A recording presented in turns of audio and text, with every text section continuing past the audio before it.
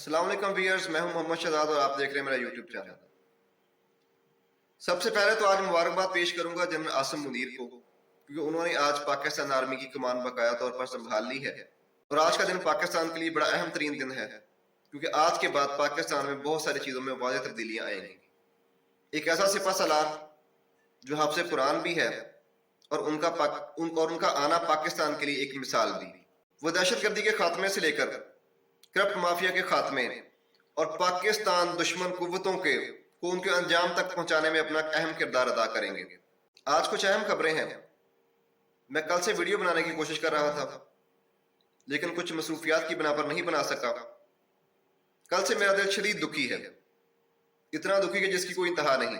एक मारूफ आलम दीन, जिनको आलम दीन कहने को भी अब दिल नहीं करता, जनाब मौलाना फजलुर रहमान साहब, जिनको अब मौलाना कहने को भी बिल्कुल दिल नहीं करता, उनका एक बयान सुना। एक बार नहीं, बार बार सुना और कुछ राय से कंफर्म भी किया कि कहीं ये कोई डबिंग तो नहीं।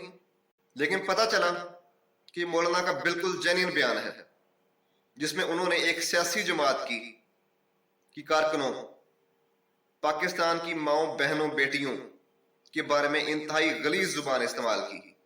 मौलाना साहब, मैं आपसे सिर्फ एक ही बात कहना चाहूंगा कि आप एक आलम दीन हैं, आपने सुनते रसूल रखी हुई है, लोगों को आपसे अकीदत है, लोग आपसे के हाथ चूमते हैं, आपके पीछे नमाज पढ़ते हैं, मगर जो आपने एक सियासी जमात की खवातीन के बारे में इंतहाई गलीज गुफ्तगू की है, वो बायसे शर्म है।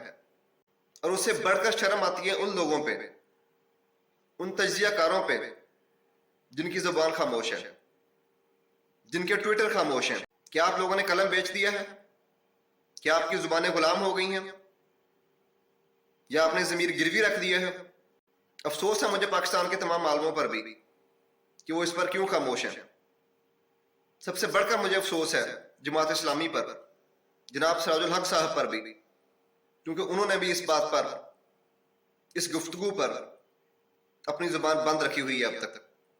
और पैमरा भी अब तक इस पर क्यों खामोश है? क्यों अब तक कोई हुक्म जारी नहीं हुआ कि इस किस्म की कोई तकरीर किसी चैनल पर ना चलाई जाए?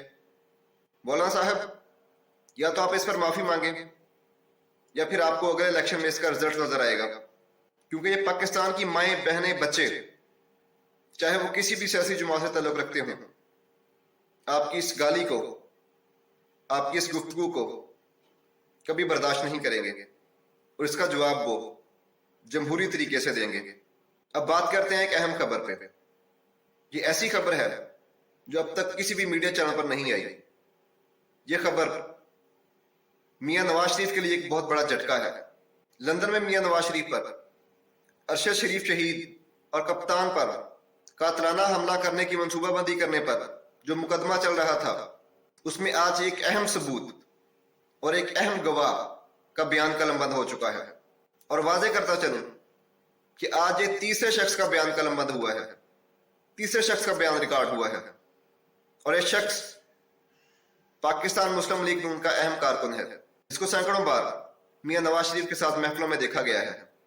और इस शख्स ने भी उस बयान की तस्दीक कर दी है कि किस तरह मियां नवाज शरीफ ने अरशद शरीफ और कप्तान को कत्ल करने की मंसूबाबंदी की। सब कुछ बयान कर दिया गया है, लेकिन लंदन पुलिस ने उस शख्स को मीडिया में अपना नाम जाहिर करने से रोक दिया है। लेकिन कुछ ही दिनों में इस शख्स का नाम भी सामने आ जाएगा, और ये मियां नवाज शरीफ के लिए एक बहुत बड़ा दचका होगा। अब मियां नवाज शरीफ का लंदन से पाकिस्तान आना शायद ही मुमकिन हो सके। कुछ अहम हलकों का कहना है कि मियां नवाज शरीफ पाकिस्तान में अपनी हुकूमत और इंटरनेशनल सतह पर अपने ताल्लुकात को इस्तेमाल करते हुए इस केस से जान छुड़ाने की कोशिश कर रहे हैं। हत्ता के दुश्मन मुल्क भारत में भी एक अहम असर और रसूख रखने वाली शख्सियत को से भी बात की गई है कि किसी न किसी तरह इस केस से जान छुड़ाई जाए। और आखिर में आपको बताते चलें कि दिसंबर अपने साथ बहुत सारी तब्दीलियां लेकर आएगा। कप्तान हुकूमत को एक शदीद झटका देगा, और पीडीएम के बहुत से केसेस जो बंद हो गए थे वो दोबारा ओपन हो जाएंगे। मिलते हैं नेक्स्ट वीडियो में। अल्लाह हाफिज।